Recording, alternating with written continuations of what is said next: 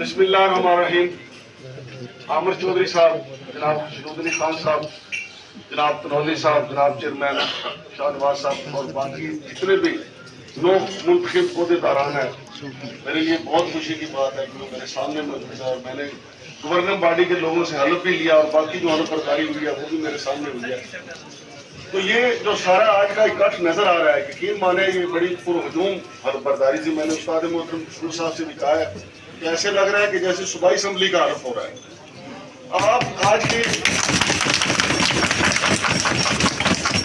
आज आप इस इकट्ठ को देखें तो यही एक सनद है कि इस तंजीम की शहर को कितनी जरूरत थी। मैं ये नहीं कहता कि RIUJ दस्तूर जो है वो काम नहीं कर रही, मैं ये नहीं कहता कि RIUJ भरना वो काम नहीं कर रही। नेशनल प्रेस का भी अपना ही जितना वो कर सकते हैं वो कर रहे हैं, वो भी कर रहे हैं, लेकिन इस तंजीम की भी बहुत ज्यादा जरूरत है। लिहाजा हमें उम्मीद करनी चाहिए कि हम जहां तक पहुंच पाए, आमिर चौधरी साहब और बाकी जो उनके साथी हैं, चेयरमैन साहब, साथियों के मसाइल के लिए हम आगे बढ़ेंगे।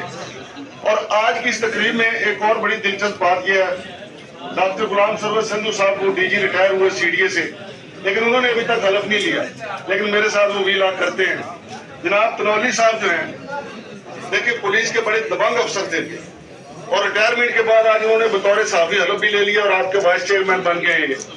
तो लिहाजा हम उनको साफी में वेलकम करते हैं, वाइस प्रेसिडेंट बने।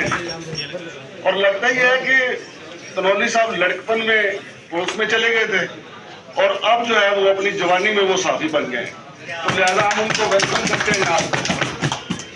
और रही बात हमारे मसाइल की, मसाइल को देखें, पिंडी इस्लामाबाद के साफी, जिस तरह यहाँ की आबादी बढ़ी है, यहाँ के साफी भी बहुत ज्यादा तादाद में आगे बढ़े हैं।